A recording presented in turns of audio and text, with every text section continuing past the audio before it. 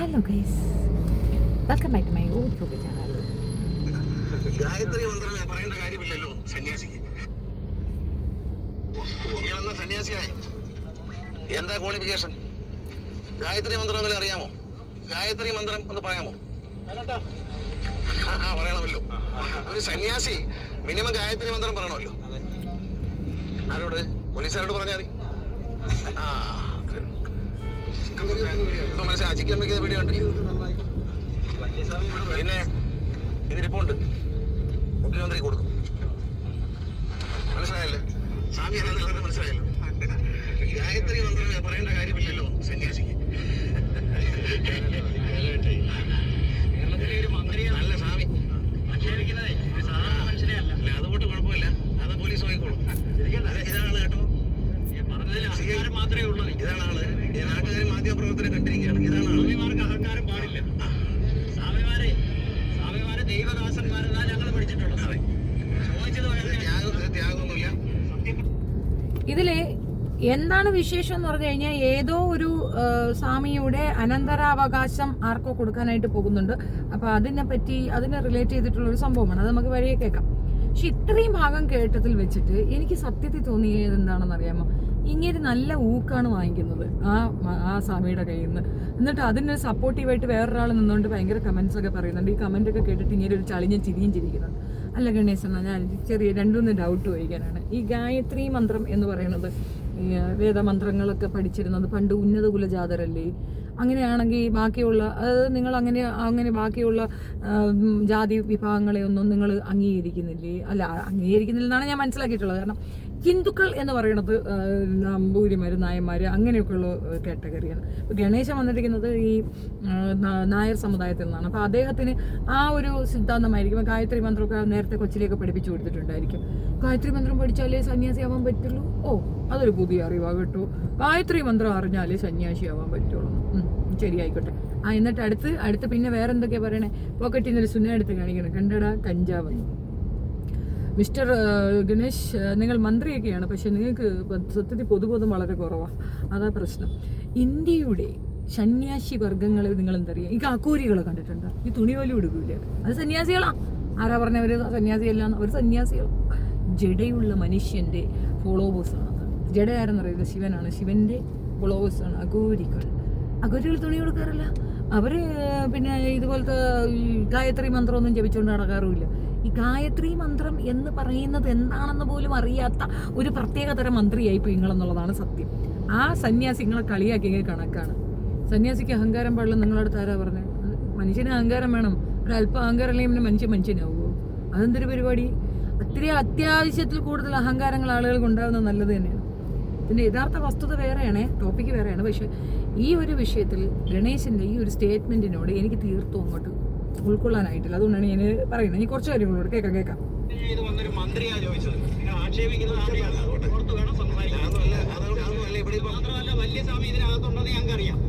അവിടെ നിൽക്കേ, അതിനകത്തുള്ള സ്വാമിയൊക്കെ അവിടെ നിൽക്കിട്ട്. അല്ലെ, ആരാണിപ്പോ ഈ മന്ത്രി ജനിച്ചപ്പോഴത്തേക്കിന് രാജാവിന്റെ സൽപുത്രനായിരുന്നു അല്ലല്ലോ. ഈ പറയുന്ന സാധാരണ മനുഷ്യർ വോട്ടങ്ങട് കുത്തി കൊടുക്കണു. അതിന്റെ മെജോറിറ്റിയുടെ അടിസ്ഥാനത്തിൽ പുള്ളിയാകുന്നു. അതായത് ഒരു വിഭാഗത്തിൽ ഒരു 100 പേരുണ്ടെങ്കിൽ അവരൊരു 75 പേര് അയാളെ സമ്മതിക്കുന്നു ഞങ്ങളുടെ അധികാരിയായിട്ട് ഇരിക്കാനുള്ള അവകാശം. അതല്ലേ മന്ത്രി, അല്ലാണ്ട് രാജാവിന്റെ പൊന്ന് സുപുത്രനൊന്നും അല്ലല്ലോ. പിന്നെ ഇദ്ദേഹത്തിന്റെ അപ്പന്റെ കഥ വേണമെങ്കിൽ നമുക്കൊന്ന് പറയാം. ലോക ചരിത്രത്തിൽ അത്രയൊന്നും പോട്ടെ, അത്രയ്ക്ക് ഹൈലൈറ്റ് ചെയ്യണ്ട, ഹൈപ്പ് അത്രയൊന്നും കൊടുക്കുന്നില്ല. കേരള ചരിത്രത്തിൽ എന്താണ് ആദ്യം പിന്നെ പറയാം. അല്ലെങ്കിൽ കേട്ടോ, കേരള ചരിത്രത്തിൽ ആദ്യമായിട്ട് ഒരു അഴിമതിക്കകത്ത് പോയ അപ്പന്റെ മോനായി നിന്നുകൊണ്ട് ഈ പ്രസംഗിക്കുന്നുള്ളത് വസ്തുത. ബാക്കി കേൾക്കാം.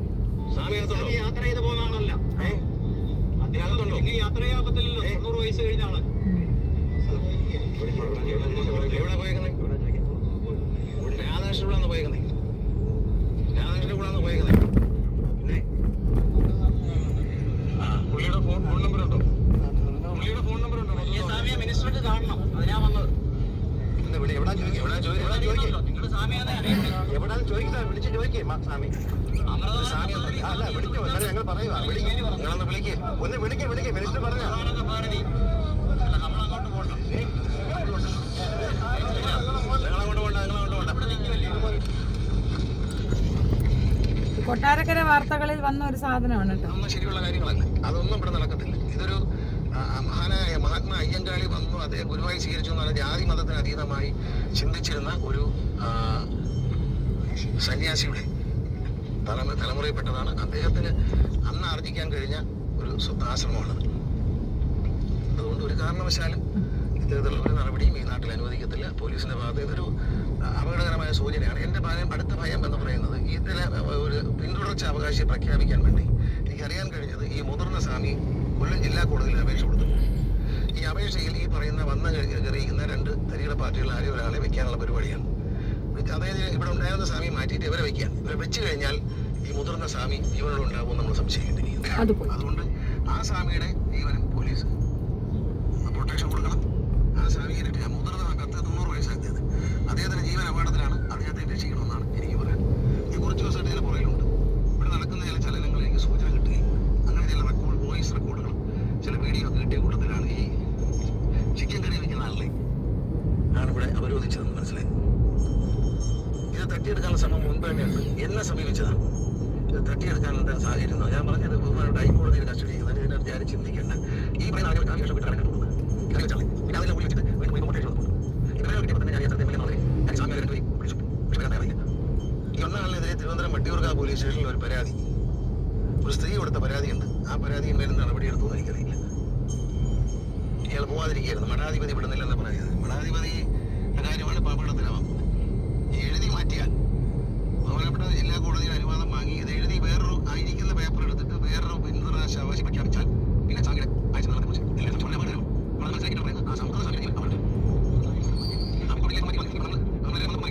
ഈ സ്വാമി എവിടെ കൊണ്ടുപോയി നമ്മൾ അന്വേഷിക്കണം. ഇവിടെ ജയചന്ദ്രൻ എന്നൊരാൾ കയറി പറ്റിയിട്ടുണ്ട്. ഈ പറയുന്ന ആളിന് കേസുണ്ട്, ഈ പറയുന്ന ആളിനെതിരെ ഒരു സ്ത്രീ കേസ് കൊടുത്തിട്ടുണ്ട്. അതൊക്കെ എന്താണെന്ന് അന്വേഷിക്കണം. കേസൊക്കെ എല്ലാവർക്കും വരും. ഇങ്ങേരപ്പനും കേസ് ഉണ്ടായിരുന്നില്ലേ, ഇങ്ങേർക്കും കേസ് ഉണ്ടായിരുന്നില്ല.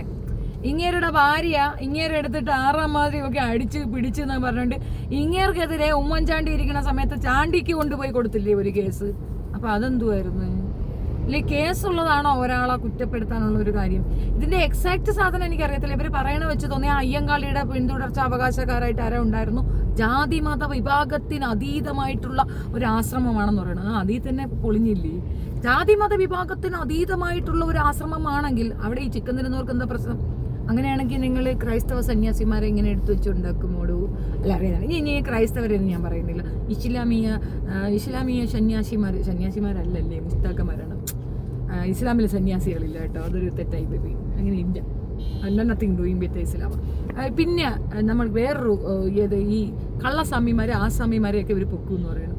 അങ്ങനെയാണെങ്കിൽ പിന്നെ നമ്മളെ മാതാമൃതാനന്ദമയ്യല്ലേ ആദ്യം പൊക്കേണ്ടത്? അവർ കള്ളസ്വാമിയല്ലേ? എനിക്കങ്ങനെയാണ് തോന്നിയത്. അവർക്കെന്ത് സ്വാമിസം? I don't no.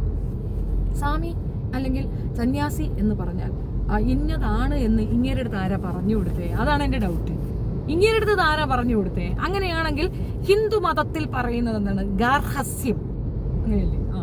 ഗാർഹസ്യം, സന്യാസം, പിന്നെ വേറൊരു സാധനം കൂടെ ഉണ്ട്, വാനപ്രസ്ഥം. അത് ഈ വാനപ്രസ്ഥം എന്ന് പറഞ്ഞാൽ കാട്ടിലേക്ക് പോകുക എന്നുള്ളത്. ഇങ്ങനെ ഒരു ചര്യയാണ്. ആദ്യം ഗാർഹസ്യം, പിന്നെ വാനപ്രസ്ഥം, പിന്നെ സന്യാസം. ഇതിന്റെ ഓർഡർ കറക്റ്റ് ആണോ എന്ന് എനിക്കറിയത്തില്ല. പക്ഷെ ഈ 3 എണ്ണം ഉണ്ട്. ഇത് ഒരു ഹിന്ദു മത വിശ്വാസി പാലിക്കേണ്ട ചര്യകളാണ്. അങ്ങനെയാണ് കൗരവരൊക്കെ പണ്ട് പോയില്ലേ, പാണ്ഡവരൊക്കെ പണ്ട് വാനപ്രസ്ഥത്തിന് പോയില്ലേ? എല്ലായിടത്തും പറയുന്നതല്ലേ ഇനി നിനക്ക് വാനപ്രസ്ഥമാണ് എന്ന് വെച്ചാൽ വനത്തിൽ പോയി കിടന്നോളാൻ. അതേപോലെ പറയുന്നത് നിനക്ക് ഇനി സന്യാസമാണ്, എന്നാൽ നീ ഞാൻ സന്യാസി ആയിക്കുന്നു. ഗാർഹസ്യം, പെണ്ണുകെട്ടി വീട്ടിൽ ഇരുന്നു. ഇതൊക്കെ നമ്മൾ ബുദ്ധനും ചെയ്തിട്ടുണ്ട്. അങ്ങേർക്ക് ആദ്യം ഗാർഹസ്യമായിരുന്നു. അങ്ങേര് ആദ്യം കല്യാണം കഴിച്ച് കൊച്ചുങ്ങളെയൊക്കെ ആക്കി, പിന്നെ അങ്ങേര് ഒന്ന് വാനപ്രസ്ഥം, ഒരു മരത്തിന്റെ മുട്ടിൽ പോയിരുന്ന് തപസ്സരിച്ച്, പിന്നെ പറഞ്ഞ് എന്നാ സന്യാസി ആയിക്കണം. അപ്പൊ അതായിരിക്കും അതിന്റെ റേഷ്യോ. ഏതായാലും ഈ 3 എണ്ണം ഉള്ളത് ഹിന്ദുമത വിശ്വാസികൾക്കാണ്. ഇപ്പോ ഈ സന്യാസം സ്വീകരിക്കുക. ഇപ്പം നമ്മുടെ ശ്രീനാരായണ ഗുരുവും സന്യാസിയാണ്. പക്ഷെ സന്യാസിക്ക് വേറൊരു ബാക്ക്ഗ്രൗണ്ട് ഉണ്ട്. അത് നിങ്ങൾക്ക് അറിയാമോ? ഈ ഇവരുടെ ഈഴവ സമുദായത്തിലൊരു പ്രശ്നമുണ്ട്. ഈ അങ്ങേര് തന്നെ കാലിയിട്ടുണ്ട്. അപ്പം പെങ്ങന്മാര് കിട്ടിയാൽ മതി. നാരായണഗുരു കല്യാണം കഴിച്ചിട്ടുണ്ട്. നാരായണഗുരു കല്യാണം കഴിച്ച ഒരു കൊച്ചു കൊച്ചിനെയാണ് കല്യാണം കഴിച്ചിട്ടുള്ളത്. പക്ഷേ ആ വകയിൽ, അതായത് അദ്ദേഹത്തിന്റെ അമ്മായിയായിട്ടോ കുഞ്ഞമ്മയായിട്ടോ കണ്ട വരും. അദ്ദേഹം കല്യാണം കഴിച്ചതേ ഉള്ളൂ കേട്ടോ, കൂടെ താമസിച്ചൊന്നുമില്ല. അത് മാത്രമല്ല, സ്വന്തം ഭാര്യയെ വേറൊരാളെ കൊണ്ട് കെട്ടിച്ചും കൊടുത്തു. നാരായണഗുരു അത്ര എടുക്കാനായിരുന്നു. അദ്ദേഹം പറഞ്ഞു എനിക്ക് സന്യാസമാണ്, എനിക്കിപ്പം കല്യാണം കഴിച്ചിട്ട് ജീവിക്കാനൊന്നും പറ്റത്തില്ലെന്ന് പറഞ്ഞിട്ട് പുള്ളി അതിൽ നിന്ന് അങ്ങ് ഒഴിഞ്ഞു. പെങ്ങന്മാര് കെട്ടിക്കൊണ്ട് വീട്ടിൽ കൊണ്ടുവന്നാക്കിയപ്പോൾ ഇങ്ങനെ ചുറ്റി തിരിഞ്ഞൊക്കെ വന്ന് നോക്കുമ്പോൾ വീട്ടിൽ ഒരു പെണ്ണുള്ള എനിക്ക് വയ്യ എന്ന് പറഞ്ഞു. അങ്ങേരെ അപ്പോഴേ ഇറങ്ങി അങ്ങ് പോയി. അതാണ് ചരിത്രം. അദ്ദേഹത്തിന്റെ ചരിത്രം നോക്കി അങ്ങനെ അറിയാൻ പറ്റും. സന്യാസം എന്താണെന്ന് ചോദിച്ചു കഴിഞ്ഞാൽ പെണ്ണ് കെട്ടാതിരിക്കുന്നതല്ല സന്യാസം. പണ്ടത്തെ സന്യാസിമാർക്കെല്ലാം ഞാൻ ചോദിക്കട്ടെ, നീ വിശ്വമിത്ര മഹാരാജാവ് എങ്ങനെ ഏതാണ്ട് ഒരു സന്യാസി ഇല്ലേ? നമ്മുടെ മേനകയും അവരും കൂടെ ഡിങ്കോലാൽഫിയിലല്ലേ നമ്മുടെ വലിയ കൊച്ചുണ്ടായത്? നാളെ ദമയന്തിയാ അല്ലല്ലേ, ഉറുവശിയാ? അയ്യോ, ഒരു സാധനം ഉണ്ടല്ലേ, പിന്നെ മോതിരം കണ്ട് മറഞ്ഞു പോകുന്ന ഒരു പുള്ളിക്കാരത്തി ഉണ്ടായത് സന്യാസിയുടെ കൂടെ ജീവിച്ചിട്ടാ. സന്യാസിമാർക്ക് കൊച്ചുങ്ങളുണ്ടാകും, അത് ഉണ്ടാകും. അപ്പൊ അവർക്ക് അങ്ങനെയുണ്ട്. കണ്ണു മഹർഷിയുടെ ആശ്രമത്തില് സന്യാസന്മാര്. പക്ഷെ കണ്ണു മഹർഷിക്ക് വൈഫുണ്ട്, ഭാര്യയുണ്ട്. അങ്ങനെ പഴയ ചരിത്രങ്ങളൊക്കെ എടുത്തു വെച്ച് നോക്കിക്കഴിഞ്ഞാൽ സന്യാസിമാർക്ക് ഭാര്യമാരുണ്ട്. പിന്നെ ഇനി നമ്മൾ ഇറച്ചിയുടെ കേസിലേക്ക് വിടാം. ഇനി കൂടുതൽ ഇതും പറഞ്ഞുകൊണ്ടിരുന്നിട്ട് കാര്യമില്ല. നമുക്ക് ഇറച്ചി എങ്ങനെ ചുമ്മാ ഇറച്ചിയുടെ കാര്യം പറയുമ്പോൾ രാവിലെ അതിൻ്റെ ഇടയിൽ കൂടെ വേറെ എന്തെങ്കിലും പറഞ്ഞുകൊണ്ട് ഒരു മനുഷ്യ സീരിയസ് ആയിട്ടൊരു കാര്യം.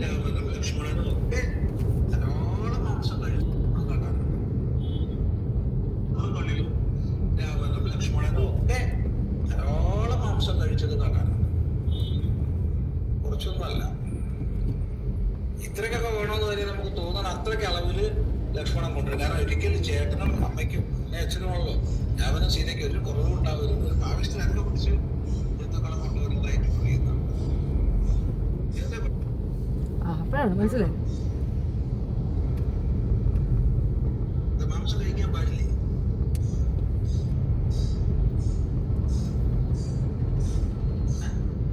ചോദ്യമല്ലേ? ക്ഷത്രിയന്മാർക്ക് മാംസം വിഹിതമാണ്. മാംസം വിഹിതമാണ്. ക്ഷത്രിയന്മാരെന്ന് പറഞ്ഞാല് ബ്രാഹ്മണന്റെ കാലത്ത് യുദ്ധത്തിന് പോകുന്നവര്. പോയ വലിയൊരു കുഴപ്പമുണ്ട്. അല്ലാതെ നമ്മുടെ ഉള്ളിലേക്ക് ബൗദ്ധം കയറി. ബൗദ്ധം നമ്മുടെ ഉള്ളിലേക്ക് വല്ലാതെ കണ്ട് കയറി. അഹിംസ എന്നുള്ളത് അതാണ് പുള്ളി പറഞ്ഞാണ് കഴിയും. ഇതാണ് ചിദാനന്ദപുരിയാണ് ശങ്കന്മാരുടെ മെയിൻ ഗുണാണ്ടറാണ്. അദ്ദേഹം പറയുന്നുണ്ട് ഈ രാമായണത്തെ നോക്കിക്കഴിഞ്ഞാൽ സീതയും രാമനും ഒക്കെ നല്ലപോലെ ഇറച്ചി തിന്ന ആൾക്കാരാണെന്ന്. പിന്നെ കാട്ടിൽ പോയ പഴം മാത്രം കഴിക്കുന്ന ആരെങ്കിലും നേർച്ചയാണ്. അത്യാവശ്യം ആനയും മുയലിനെയൊക്കെ പിടിച്ച് തിന്നും, അതൊക്കെ സ്വാഭാവികമാണ്. ഒരു ഗദ്യമായി മറ്റെങ്ങു നിന്നോ ഗാന്ധി പഠിച്ചോരഹിംസയും മുറ്റുമേ ബ്രാഹ്മണന്റെ വകയെന്നാക്കിയിടുവാൻ സാഹസപ്പെടുന്ന ഹോ മാനസാദാസ്യത്തിലും ഈ വിധമെല്ലാം സ്വാമിഭക്തിതൻ വിജിംപ്രണം. ഇതാണ് ഈ വിജിംപ്രണം എപ്പോഴും പറയണത്. എനിക്കൊരു മീനിങ് അറിയത്തില്ല. വിജിംപ്രണം എന്ന് വെച്ചാൽ ഒരു പ്രത്യേകതരം വിജിംപ്രജിച്ച് നിൽക്കുന്നതിനെയാണ് വിജിംപ്രണം എന്ന് പറയുന്നത്. ഇതിൻ്റെ അർത്ഥം എൻ്റെ അടുത്ത് ചോദിക്കരുത്. ഈ സാധനം കണ്ടപ്പോഴത്തേക്ക് എനിക്ക് പറയണമെന്ന് തോന്നിയിട്ട് അത് എടുത്ത് വെച്ച് പറഞ്ഞതാണ്. നിങ്ങൾക്ക് എൻ്റെ മീനിങ് ഒക്കെ ഏകദേശം മനസ്സിലായി കാണുമെന്ന് ഞാൻ വിചാരിക്കണം. ഈ കുനിഷ്ടം ചോദിക്കരുത്. പശുവിനും ബ്രാഹ്മണന് സുഖമാണെങ്കിൽ ലോക സമസ്ത സുഖിനോ ഭവന്തു എന്നാണ്. അതിൽ നിന്ന് പശുവിനെയും ബ്രാഹ്മണനെ അങ്ങ് വെട്ടിക്കളഞ്ഞിട്ട് ലോക സമസ്ത സുഖിനോ ഭവന്തു എന്ന് പറഞ്ഞാൽ എന്ത് ഇതുപോലെ തന്നെയാണ് ഈ ഒരു വിഷയത്തിലും. ഈ പുള്ളിക്കാരൻ പറയുന്നു കേസുണ്ട്, അതൊരു കുഴപ്പം. പിന്നെ ചിക്കൻ ഉണ്ടാക്കി തിന്നു, അതൊരു കുഴപ്പം. ചിക്കൻ തിന്നുന്നവരുണ്ട്, രാമൻ പോലും ചിക്കൻ തിന്നിട്ടുണ്ട്. പിന്നെ എങ്ങനെയാണ് ഈ അഹിംസയും ശസ്യഭുക്കും ഒക്കെ വന്നത്? സസ്യം എന്ന് പറയുന്നതും അത്യാവശ്യം ജീവനുള്ള സാധനമാണ്. അങ്ങനെയുണ്ട്. വെണ്ടയ്ക്കൊക്കെ ജീവനുണ്ട്. വെണ്ടയ്ക്ക, കത്രിക്ക, വഴുതനങ്ങ അതെല്ലാം ഒന്നാണെന്ന് തോന്നുന്നു. എല്ലാത്തിനും ജീവനുണ്ട്. അപ്പം ജീവനുള്ളതിന് തിന്നില്ലേ? മത്സ്യം കഴിക്കില്ലല്ലോ. അങ്ങനെ എല്ലാം ഉണ്ട്. പിന്നെ ഒരു പ്രത്യേകതരം ജീവജാലങ്ങൾ മുട്ടയും തിന്നൂല. മുട്ടയും പ്രശ്നമാണ്. ചിലരുണ്ട് മുട്ട മാത്രം തിന്നുന്ന സസ്യാഹാരികൾ. മുട്ട തിന്നുന്നില്ലെന്ന് പറഞ്ഞിട്ട് കേക്ക് വാങ്ങിച്ച് വെട്ടി കയറ്റുന്നതാണ്. കേക്കിനകത്ത് മുട്ടയുണ്ട്. അങ്ങനെ നമുക്ക് മാറ്റി നിർത്തപ്പെടും. നമുക്ക് ജീവിക്കാനുള്ള ആവാസ വ്യവസ്ഥ എന്ന് പറയുന്നത് ഒന്ന് മറ്റൊന്നിനെ ഒന്ന് തിന്നുന്നു, അത്രയേ ഉള്ളൂ. ഒന്ന് മറ്റൊന്നിനെ വളമാകുന്നു. അങ്ങനെ തന്നെയാണ്. ഇതാണ് ആവാസ വ്യവസ്ഥ. ഈ ആവാസ വ്യവസ്ഥയിൽ നമ്മൾ ഇതൊക്കെ ചെയ്തേ പറ്റുള്ളൂ. പിന്നെ ചിലർക്ക് ഇഷ്ടം ഉണ്ടാവത്തില്ല. ഇപ്പം ഞാൻ കോഴി അങ്ങനെ കഴിക്കാൻ എനിക്ക് ഭയങ്കര മടിയാണ്. അത് കാരണം ഞാൻ കോഴി വളർത്തിയിരുന്നു. ഞാൻ കോഴി വളർത്തൽക്കാരിക്കുന്നു. അപ്പോൾ അത് കാണുമ്പോൾ എനിക്ക് കോഴിയെ കാണുമ്പോൾ സങ്കടം വരും. അതിനെങ്ങനെ മാംസമാക്കി അതിനെ കൊന്നൊക്കെ വെച്ചിരിക്കുന്ന കാണുമ്പോൾ ഭയങ്കര സങ്കടം വരും. അതേപോലെ തന്നെ ബീഫ് കഴിച്ചാൽ പിറത്തൊക്കെ ചൊറിച്ചിൽ വരും, അല്ലെങ്കിൽ നീര് വരും. അതുകൊണ്ട് അത് കഴിക്കത്തില്ല. അതുകൊണ്ട് ഞാനൊരു സസ്യാഹാരിയാണ് എന്ന് വശമില്ല. പന്നി ഇസ്ലാമിന് ഹറാമാണ്. അത് നമ്മൾ ഹറാത്തിൽ പറഞ്ഞതെന്ന് പറഞ്ഞില്ലേ. അതുകൊണ്ട് എനിക്ക് പേടിയാണ്. പബ്ലിക്കായിട്ട് കഴിക്കാൻ പേടി, നമ്മൾ രഹസ്യമായിട്ടൊക്കെ കഴിക്കും. അത് വേറെ കാര്യം. ഇനി അതേപോലെ തന്നെ പശു, ആട്, കോഴി അങ്ങനെ എല്ലാത്തിനും ഓരോന്നിനും ഓരോ കഥകളുണ്ട് എന്ന് സാരം. ഈ പുള്ളി പറയുന്ന കേസിന്റെ കാര്യം പറയുകയാണെങ്കിൽ കേരള ചരിത്രത്തിൽ ആദ്യമായിട്ട് ഒരു അഴിമതി കേസിൽ അകത്തായി 1 കൊല്ലം ജയിലിൽ കിടന്ന ഒരു മനുഷ്യനെയാണ്. ആ ജയിലിൽ കിടന്നോ ഇല്ല എന്നുള്ളത് വസ്തുത, അത് വേറെ കാര്യമാണ്. പുള്ളി എന്നും അസുഖം പിടിച്ച് കിംസിനകത്ത് കിടന്നിട്ട് ജയിലാണ് കിംസ് എന്ന് പറഞ്ഞ്. എന്നാലും വിധി വന്നത് എന്തായിരുന്നു? പുള്ളി കുറ്റക്കാരനാണെന്ന് കണ്ടെത്തി പുള്ളിക്ക് 1 വർഷത്തെ ശിക്ഷ വിധിക്കുകയാണ് ഉണ്ടായത്. ബാക്കി എല്ലാവർക്കും അലിഗേഷൻസേ ഉള്ളൂ. ഇപ്പം മാണ്ഡ്രേക്കിനാണെങ്കിലും പറഞ്ഞു കൊടുത്തിരിക്കുന്നത് എന്താണ്? നിങ്ങളുടെ പേർക്ക് ഇങ്ങനെ ഒരു അഴിമതി ആരോപണമുണ്ട്, തെളിയിക്കപ്പെട്ടിട്ടില്ല. പക്ഷെ പുള്ളിയുടെ അച്ഛൻ്റെ പേർക്ക് അത് തെളിയിക്കപ്പെട്ടു. പിന്നെ തല്ലി കേസ്, പെണ്ണ് കേസ് എന്ന് പറയുന്നത് അങ്ങേരെ സ്വന്തം ഭാര്യ തന്നെ ഇങ്ങേരെ എടുത്തിട്ട് 6ാം ഭാര്യയൊക്കെ അടിച്ചതും പോരാതെ അവളോണ്ട് കേസ് കൊടുത്തു. പെണ്ണ് കേസ് കൊടുത്ത വിലക്കും ഇല്ലെന്ന് അങ്ങേരെ കാര്യത്തിൽ കൂടെ തെളിഞ്ഞതാണ്. അതും ഒരു കേസ്. ഇങ്ങനെ പറയാൻ നമ്മുടെ ലൈഫ് ഹിസ്റ്ററിയിൽ മാസീവായി ഒരുപാട് പ്രോബ്ലംസ് ഉണ്ട് എന്നുള്ളത് മനസ്സിലാക്കലുകൾ ആദ്യം വേണ്ടത് അങ്ങേർക്ക് തന്നെയാണ്. എനിവേ, ഇനി അതൊന്നും നമ്മൾ ഒരുപാട് ഡീപ്പിലൊക്കെ പോയി കഴിഞ്ഞാൽ പിന്നെ ഞാൻ ഒരുപാട് അങ്ങ് പറയേണ്ടി വരും. ഗണേശനും ചിലപ്പോൾ എന്നെ എടുത്ത് പറയാൻ പറ്റത്തില്ല. പുനലൂരിൻ്റെ മൊത്ത ആധിപത്യം അങ്ങേരുടെ കയ്യിലാണ്. ഇപ്പോഴുള്ള ശത്രുക്കളെന്ന് പറഞ്ഞാൽ ഗണേശനും കൂടെ എൻ്റെ ശത്രുവാകും. പക്ഷെ ഞാനിപ്പോൾ ഈ ഗണേശൻ്റെ ഈ കേസ് എടുക്കാനുള്ള കാരണം, കുറേ നാളായിട്ട് 1 month, നിയർലി 1 month പുള്ളിയുടെ പേര് പ്രതിപാദിച്ചുകൊണ്ട് സോഷ്യൽ മീഡിയയിൽ നടക്കുന്ന ഒരു ഇഷ്യൂ, അദ്ദേഹത്തിൻ്റെ മൂക്കിൻ്റെ തൊട്ട് താഴത്ത്, അപാലത്തിൻ്റെ തൊട്ട് താഴത്ത് നടക്കുന്ന ഈ അടൂരിൽ നടക്കുന്ന ഈ ഒരു വിഷയത്തിൽ വായി തുറന്നിട്ടില്ല ഒന്നാക്കാൻ. വായി എന്തുകൊണ്ട് ചെയ്യുന്നില്ല? അത് നമ്മളെല്ലാവരും ആഗ്രഹിക്കുന്ന ഒരു ഇടപെടലാണ്. അറിയണം, അറ്റ്ലീസ്റ്റ് ഞാൻ അതിനകത്ത് ഇല്ല എന്ന് പറയാനുള്ള മാനസിക വലിപ്പമെങ്കിലും അയാൾ കാണിക്കണം. ചെയ്യുന്നുണ്ടോ ഇല്ല? എവിടെ കിടക്കുന്ന ഏത് ആസാമിയെ പിടിക്കാൻ പോയി നിൽക്കുകയാണ് സാറ്. പിന്നെ ഈ രാജ്യത്തെ ഏറ്റവും വലിയ പ്രശ്നം സ്വാമിമാരല്ലയോ? അവർക്ക് വേണമെങ്കിൽ അവർ ജീവിക്കട്ടെ, അവർ വേണമെങ്കിൽ ചിക്കൻ ഉണ്ടാക്കി തിന്നിട്ട്, അവർ കല്യാണം കഴിക്കട്ടെ, അവർക്ക് ഇഷ്ടമുണ്ടെങ്കിൽ അവർ ജീവിക്കട്ടെ. ഇനി ഗായത്രി മന്ത്രം പറഞ്ഞാൽ മാത്രമേ നിങ്ങൾ സ്വാമിയെന്ന് അംഗീകരിക്കുള്ളൂ. എനിക്കിപ്പോൾ നാളെ സ്വാമി ആവണമെന്ന് ഞാനും സ്വാമിയാണ്. വേണമെന്നുള്ളവർക്ക് ആവാന്നേ. സന്യാസം എന്ന് പറയുന്നത് അതൊരു ചര്യയാണ്. അത് ഒരു പ്രായം കഴിഞ്ഞാൽ പലർക്കും തോന്നുന്നു സന്യാസിയായി കാശിയിലേക്ക് കയറിപ്പോവും, കാശി പോയി ചാവാൻ പോകുന്നതാണ്. ചത്തില്ലെങ്കിൽ അവിടെ കിടക്കും. നമ്മളൊന്നും ആരും നോക്കാനില്ല, നമ്മളെ നോക്കി കെയർ ചെയ്യാൻ ആരും ഇല്ല എന്ന് പറയുമ്പോൾ നമ്മൾ സ്വാഭാവികമായിട്ട് സ്വീകരിക്കുന്ന രീതിയാണ് സന്യാസം. അല്ലാണ്ട് ചിക്കൻ തിന്നൂടാ, മട്ടൻ തിന്നൂടാ എന്നൊക്കെ പറഞ്ഞു കഴിഞ്ഞാൽ മട്ടൻ വേണമെങ്കിൽ തിന്നാം. ഈ ശബരിമലയിൽ പോകുന്നവരാണ് കുറേ നേർച്ചയും നെയ്വളൊക്കെ ഒക്കെ വെച്ചിട്ട് ഇത് പറ്റൂല എന്ന് പറയുന്നത്. അതിൻ്റെ മെയിൻ റീസൺ എന്താണെന്നറിയാമോ? ഈ ചത്തതും പുഴുത്തതും ഒക്കെ തിന്നു കഴിഞ്ഞാൽ ഇത്രയും ദൂരം സഞ്ചരിക്കാനോ ഈ കാടും മേടും ഒക്കെ ചവിട്ടി കയറാൻ നേരത്തെ അതിൻ്റെ ഒരു അസ്കിതകളുണ്ടാവും. വെജിറ്റേറിയനൊക്കെയാണ് കഴിക്കണമെങ്കിൽ അത്യാവശ്യം മനസ്സും വയറും ഒക്കെ ശുദ്ധമായിരിക്കും. അതിൻ്റെയൊക്കെ ഒരു ആർജവം ഉണ്ടായിരിക്കും. ഞാൻ കണ്ടുപിടിച്ച കാര്യങ്ങളാണ്, ഇതൊന്നും റിയൽ ഒന്നുമല്ല. ഇതിനെപ്പറ്റിയൊന്നും കൂടുതൽ ഡെപ്തിൽ അറിയത്തില്ല. ഈ ചെറുക്ക എല്ലാ വർഷവും പിന്നെ ഒരു മലകയറ്റമുണ്ട്. അപ്പോൾ അതിൻ്റെ ഒരു പഥ്യവും കാര്യങ്ങളും ഒക്കെ നമ്മൾ കണ്ടതുകൊണ്ട് പറയുന്നത്. അയാളാരും തെറി വിളിക്കാൻ പാടില്ല, അയാളെ മോശം പറയാൻ പാടില്ല, ഡാന്ന് വിളിക്കാൻ പാടില്ല, ഷാമീന്ന് തന്നെ വിളിക്കണം, അങ്ങനെ കുറേ ഇത് പറയുന്നല്ലോ. ഇതൊക്കെ ഒരു സിസ്റ്റമാറ്റിക് ആയിട്ട് കാലങ്ങളായി നമ്മൾ ഫോളോ അപ്പ് ചെയ്ത് കൊണ്ടുവരുന്ന കാര്യങ്ങളാണ്. ഇത് വേണമെങ്കിൽ ചെയ്യാം, വേണ്ട എങ്കിൽ വിടാം. ഇത് എല്ലാ മതവിഭാഗത്തിലും ഇങ്ങനെ തന്നെയാണ്. കല്യാണം കഴിക്കുന്ന അച്ഛന്മാരുണ്ട്, കഴിക്കാൻ പറ്റാത്ത അച്ഛന്മാരുണ്ട്. കഴിച്ച അച്ഛന്മാരും കഴിക്കാത്ത അച്ഛന്മാരും പള്ളിയിൽ അച്ഛനെന്നല്ലേ പറയുക, നീ വേറെ എന്തെങ്കിലും പറയുമോ? പക്ഷെ പെണ്ണുങ്ങൾക്ക് പറ്റൂല. പെണ്ണുങ്ങൾ മഠത്തിൽ കയറി കഴിഞ്ഞാൽ അവർ കല്യാണം കഴിക്കാൻ ഒക്കത്തില്ല. അവരെ പിന്നെ കന്യാസ്ത്രീകളെന്ന് തന്നെ പറയും. ഈ വ്യത്യാസങ്ങൾ ചിലയിടങ്ങളിൽ മാത്രം കാണിക്കുന്ന ഒരു പ്രത്യേകതരം സാധനം. പിന്നെ സന്യാസിമാരുണ്ട്, വരണ്യവർഗമുണ്ട്, അല്ലാത്ത താഴോട്ടുള്ളവരുണ്ട്, മേലോട്ടുള്ളവരുണ്ട്. ഈ വ്യത്യസ്തതകളൊന്നും തന്നെ മനസ്സിലാക്കാതെ വന്നിരുന്നുണ്ട്. ഗായത്രി മന്ത്രത്തിൻ്റെ കാര്യം പറഞ്ഞതിലുള്ള ഒരു വിരോധാഭാസമാണ് ഞാൻ നിങ്ങളെ ചൂണ്ടിക്കാണിച്ചത്. അല്ലാതെ അതിനപ്പുറം ഇവരുടെ ഈ സ്പെസിഫിക് സബ്ജക്റ്റ് എന്താണെന്ന് എനിക്കറിയത്തില്ല, മാറ്ററിലേക്ക് ഞാൻ വരത്തില്ല. പക്ഷേ ചില സ്റ്റേറ്റ്മെൻറ്റുകൾ ആസ് എ മിനിസ്റ്റർ പോയി നിന്ന് നടത്തുമ്പോൾ ഇതുപോലെ കാണുന്നവർക്ക് എന്തെങ്കിലുമൊക്കെ തോന്നും. അപ്പോൾ അവർ പറയും. ആ ഒരു പറച്ചിലാണ് ഞാൻ പറഞ്ഞത്. ഇനി ഇതിന് വേണ്ടിയിട്ട് എന്നെ പൊങ്കലയിടാൻ വരേണ്ട ശങ്കിമങ്കികളെ, എനിക്ക് നിങ്ങളോട് ഇതിനകത്തൊന്നും പറയാനില്ല. ബിക്കോസ് ബോധമുള്ളവരിടത്തല്ലേ നമുക്ക് സംവദിക്കാൻ പറ്റും. ബോധമില്ലാത്തവരിടത്ത് നമ്മൾ പറയും അയ്യോ സ്വാമി നമ്മളെ വെറുതെ വിട്ടേരെ എന്ന് പറയും. അത്രയേ ഉള്ളൂ. കാവി ധരിച്ചത് കൊണ്ട് കാവിധാരിയാവില്ല.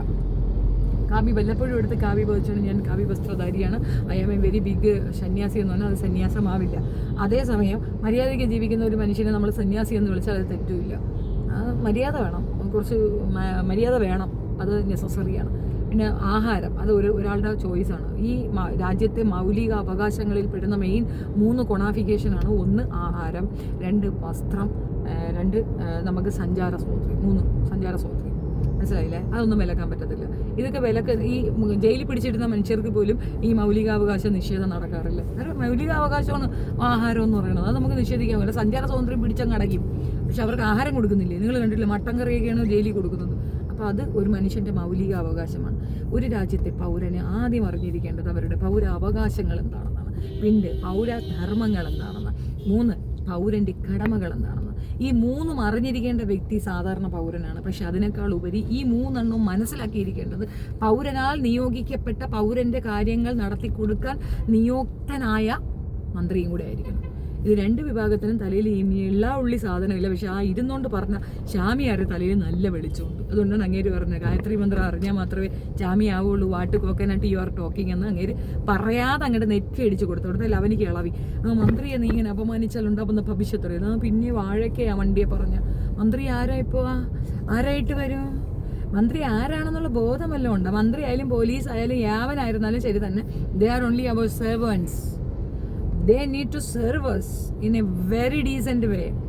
നമ്മൾ ക്രിമിനൽസിനെ ഹാൻഡിൽ ചെയ്യുന്ന കണക്ക് സാധാരണ മനുഷ്യരെ പോയി ഹാൻഡിൽ ചെയ്ത് കഴിഞ്ഞാൽ അവിടെ നിന്നൊരു റിപ്ലൈ ഉണ്ടാകും. അത് ഭയാനകമായിരിക്കും, ഭീകരമായിരിക്കും.